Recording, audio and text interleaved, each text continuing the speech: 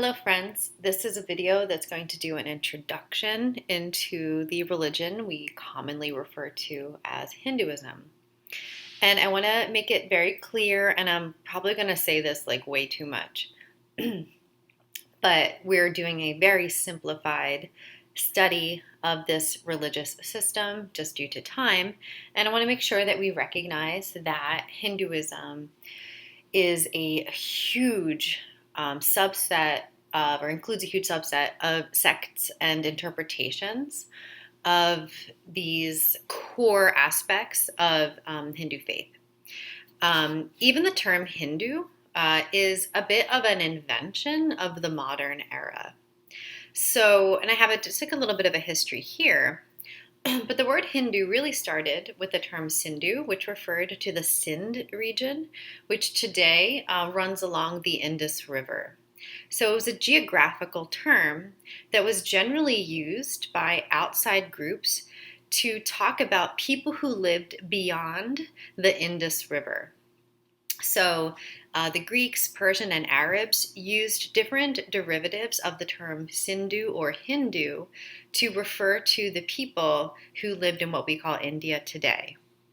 By the 13th century or by the 1200s, the word Hindustan became synonymous with the concept of India. And it meant the land of the Hindus, as now the geographical term started to be applied to the religious traditions that existed throughout the subcontinent of India. And then by the 18th century, the 1700s, when Europeans emerged, they referred to this area as Hindustan, and they kind of lumped together all of the dharmic or Brahmanical religions, which we now know as Hinduism, as Hindu. So we're going to use the term Hinduism because now it stands as a good marker for this collection of faiths, but we do need to recognize that this term is something that was more of a kind of a geographical term that later groups kind of imposed on this area, just so that we're clear. Because technically speaking, Hinduism is a collective of a lot of different faiths. And I'm going to show you a chart where we see the continuity of some of these key ideas. But there's many different terms that can be applied to what we call Hinduism.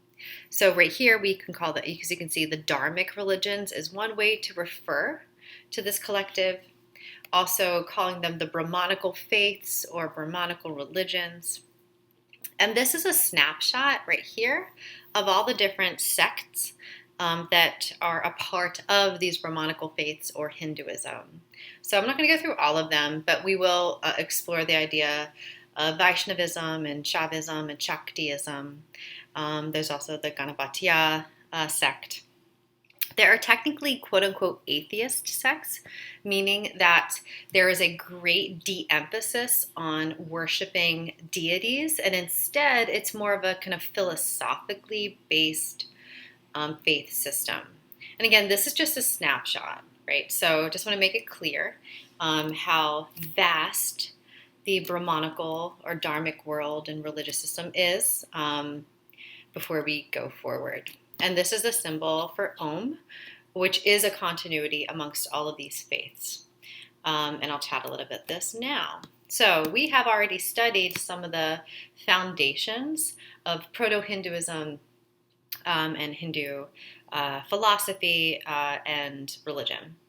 So just as a review, originally the inhabitants of what we know as India practice localized faiths, and we do see examples very early on of things like meditation in communities along the Indus River Valley. When the Aryans came in, they integrated some of their belief systems with the Dravidian peoples, and what we know as like Proto-Hinduism was born. In the Vedic age, the Vedas, or the foundational books of Hinduism, started to become popularized. And originally these were purely oral traditions. Only later were they written down. So there are 4 major Vedas in which some of the key concepts that are universal amongst these Brahmanical traditions come forth, right? These ideas of karma and reincarnation, and really importantly, the idea of Atman, or a universal soul, which I'll explain more in the next slide, all come to the fore in the Vedas. The Upanishads come after that, which essentially are like these gurus who are interpreting the early texts. So it further develops Hindu philosophy and yogi philosophy, which is so complex. I mean, I wish we could just go deep into it. I want to learn more about it. I don't know nearly enough. And then we kind of start to get, and this definitely comes out of the Vedas, the idea of dharma and karma and how specific that is, right? And eventually, dharma becomes tied to the concept of caste, right? So your dharma is determined by what caste you were born into. And we've covered this early on. So we have the priestly class, the Brahmins, the Kshatriya, who is the warrior in the leading caste, the Vaishya, who are artisans, the Sudra, who are laborers, and later on we have those people who are outside of caste, or the Dalits, or the untouchables. And the idea is that you must perform your dharma to the best of your ability, and by doing so, your karma grows strong. And the goal is to perform your dharma so well that when you die, and in that process of samsara, you are elevated. And at some point, you should live such a perfect dharmic life as a Brahmin that you escape the painful cycle of samsara and enter into oneness with the universe, which is known as moksha. In Brahmanic tradition, it's very similar to the Buddhist concept of nirvana. So a couple things I want to talk about just a little bit more in depth, which is that just like the general practice of Hinduism, even the concept of caste can be very different depending on the region you're in India. So these are the castes that are mentioned in the Vedas and other holy books, but there are varieties of these, and there are subcastes known as the jati. So down here I had the definition. The jati are a group of clans, tribes, and communities and sub-communities in India. Each jati usually has a very traditional job. I mean, it can be very micromanaged. So down here at the very bottom, sometimes geographically, someone's last name reflects their jati or their community. So for example, Gandhi means perfume seller, right? So if you have the last name Gandhi, you come from the jati or the subcaste of perfume seller. Dhobi means someone who washes, right, does laundry. Srivastava means someone who is a military scribe, right? So you work as a scribe in the military. I mean, it can be that specific. We'll also talk about later another example where sometimes other religious groups get woven into Hindu caste.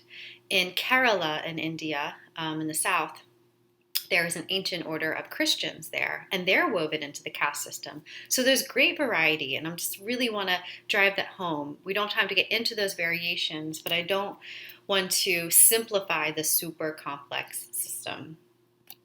So a couple other concepts of Hindu cosmology that I want to talk about a little bit before. In class together, we're going to go over some of the deities and the concept of popular Hinduism a little bit more. But the concept of Hindu cosmology is so foundational to kind of the Brahmanical or the Dharmic faith system. So a couple terms I want to further define. So the first is the concept of Brahma. So Brahma is the metaphysical concept, not to be confused with Brahman, who is a deity. But of course, everything's connected, so really it's all the same. But Brahma, as a metaphysical concept, is the single binding unity behind the diversity in all that exists in the universe. And so it's kind of this bound energy that keeps us all together. Very similar to the concept of like Asha or Chi and other things we mentioned with animism. And what's important to note is that all of these super foundational concepts of Hinduism are pervasive, are believed to be infinite, are at the heart of eternal truth. They're genderless. They don't really have like identity like we think of today. it's like the main concept that does not change, but it's the cause of all change, if that makes sense. The force that is also talked about, that essentially is the things that has forged Brahma, is the concept of Shakti. So it says here, Shakti is the primordial cosmic energy that represents the dynamic forces that are thought to move through the entire universe. Some of the sects of Hinduism emphasize the concept of Shakti more than others, specifically the sect of Shaktism, which is a huge and very ancient tradition of Brahmanical faith or of Hinduism. So Shakti is a personification of energy. It's that which creates. It's really believed to be what created the universal energy to begin with, essentially what created Brahma. So it's a creative force, it's a sustaining force, and it's a destructive force. And in most Hindu traditions, Shakti is personified as a goddess. The goddess Devi is at the heart of that, but we'll talk about the idea of like avatars are incarnations. So there are other goddesses who are connected to that concept of Shakti, like Durga and Kali. So even though most of these forces don't kind of have gender, in some traditions, there is a feminine identity or feminine quality that is attached to the concept of Shakti. And then Atman is another concept that I want us to recognize. So Atman is the eternal self, meaning that that is the truest of our natures. It is our pure consciousness, and it is, as it says here, it derives from and is part of Brahma. So we can see here up in this little illustration, there are many layers to our human selves in this philosophy. And so the outermost layer is like our physical body, right? That which we can like feel. And then of course we also have our mind, which can be a tool to get to our concept of Atman. Then there's a causal body, and some of this is complex, so we're not going to go into it. But Atman is the part of us that never dies, right? Atman is the part of us that has always existed. So our physical body will die, right? We'll shed it.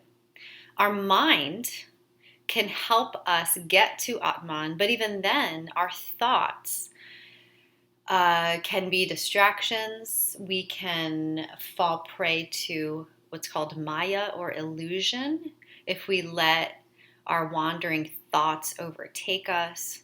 So even then, our thoughts are not truth. The only real truth, the only thing that is our pure consciousness, our true self, is that sense of Atman. And that little bit of Atman. And so, I mean, some people might call it the soul, right? And in Hindu and yogi philosophy, there's a belief by some that the soul does have a place, and that's just like right behind the heart. And that when we die, our physical body dies, that does continue on. And Atman is that part of ourself that gets reincarnated and hopefully one day released from this physical world to finally find communion again with Brahma. So we can chat about this all together because I know it's really complex and I do not have all the answers for sure. I don't want to make it sound like I have all the answers, but I am very interested in these philosophies. So what I want to kind of end with is just taking a little bit of a snapshot of the different sects of Hinduism. I'm not requiring that you know all of these. I just want us to appreciate how diverse Hindu tradition is. So these are 4 of the main sects of Hinduism, but there are others. So there's Vaishnavism, there's Shaivism, Shaktism, and Smartaism. So what we see here is a rundown of things like what is the scriptural authority, who do they believe is the creator, do they support the idea of a monastic life, meaning being a monk? meaning that you don't have a quote unquote normal life of like having kids and getting married and having a job. Instead, all you do is worship and pray and maybe even remove yourself from society and live up in the Himalayas and meditate all the time and stuff like that. The concept of ahimsa is very important. The concept of ahimsa is that of nonviolence. And then other things like rituals or bhakti. Bhakti is a term that means devotion, right? The ways that you perform and show your devotion to faith.